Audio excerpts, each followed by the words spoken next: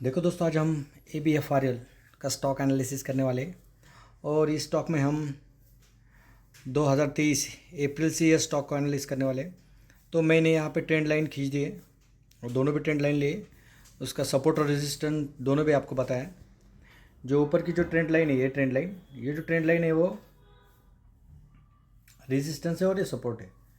तो जो ABFRL का स्टॉक है वो क्या कर रहा है, यहाँ पे सपोर्ट लेके यहाँ पे रेजिस्टेंस ले रहा है और फिर से यहाँ पे सपोर्ट लेके यहाँ पे रेजिस्टेंस ले रहा है। और ये अभी असेंडिंग पैटर्न में चल रहा है। और असेंडिंग पैटर्न में चलने के कारण ये अपने प्रीवियस हाई को ब्रेकआउट करके नया हाई बना रहा है। और नया हाई बना रहा है, उसके बाद अपने प्रीवियस जो लो है यानी जो सपोर्ट है उसको रिस्पेक्ट कर रहा है। तो जब हम ट्रेडिंग करते हैं तो हम ये सोचते हैं कि हमें लेना कहाँ है। कभी कभी हमें ऐसा लगता है कि यार यहीं पे सच में ब्रेकआउट हुआ है और यहाँ पे हमें ये ट्रेड लेना चाहिए। और ब्रेकआउट होता भी है, स्टॉक ऊपर भी जाता है, लेकिन जो 2-5 रुपए हमें मिलने चाहिए वो स्टॉक में मिलते नहीं और उस पर सेलर एग्रेसिव होकर सेलिंग कर देते हैं।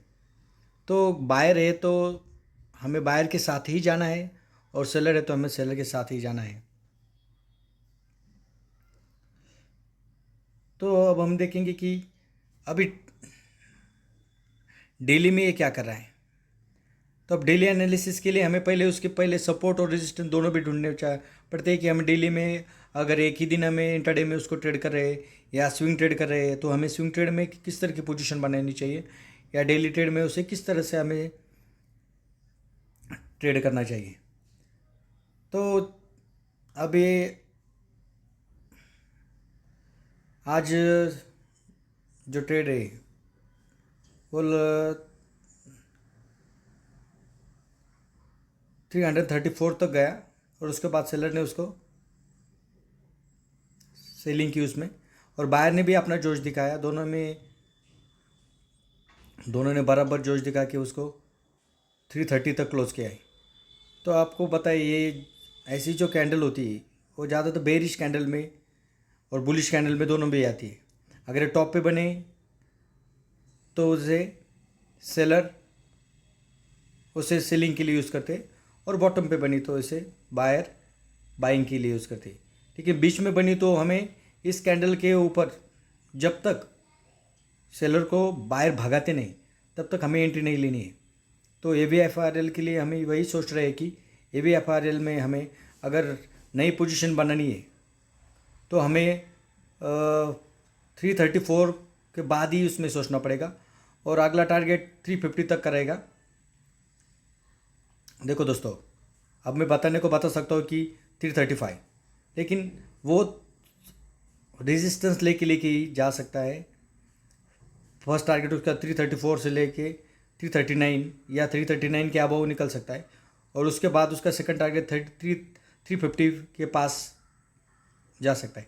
कभी कभी क्या होता है कि कुछ स्टॉक या अभी वो ट्रेड कर रहा है, यहाँ पे एक अगर अगले दिन उसने यहाँ पे एक रेड कैंडल बना दी और रेड कैंडल बनाने के बाद अगर वो इसके ऊपर निकल गया तो बायर क्या सोचते हैं, बायर ऐसा सोचता है कि जो बड़ा बायर सोचता है कि मेरा तो टारगेट कंप्लीट हो गया है, तो कभी जो उसका माल थोड़ा सा माल सेल कर देता है वहाँ से।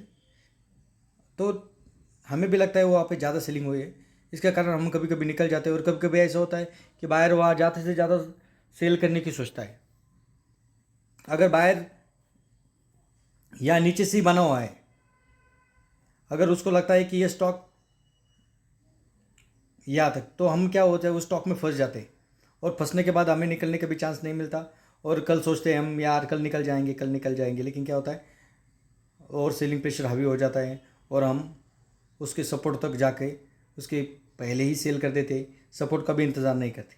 इसके लिए टॉप पे अगर हम बाइंग कर रहे हैं तो हमारा स्टॉप लॉस भी उसी तरह हमें सोचना पड़ेगा कि छोटा स्टॉप लॉस लेके हम ये या तो उस ट्रेड से निकल जाए या हमारा प्रॉफिट लेके हम उससे निकल जाए। तो ABFRL के लिए मैं आपको यही सजेशन करूँगा कि ABFRL जो स्टॉक है उसको हमें, अभी तो वो बुलिश है तो आपको ये जो है 334 उसके बाद ही आगे की प्लानिंग करनी पड़ेगी कि इसके बाद हमें वो लेना है। और यहाँ एक एक दिन अगर एक रेड कैंडल इसके बीच में बन गई 334 या 326 के बीच में एक दो कैंडल बन गई और उसके बाद अगर उसने इनको ब्रेकआउट किया तो आपको 340 350 के आसपास आपको नए यानी आपके नए जो टारगेट है आपको दिख सकते हैं। थैंक यू दोस्तों।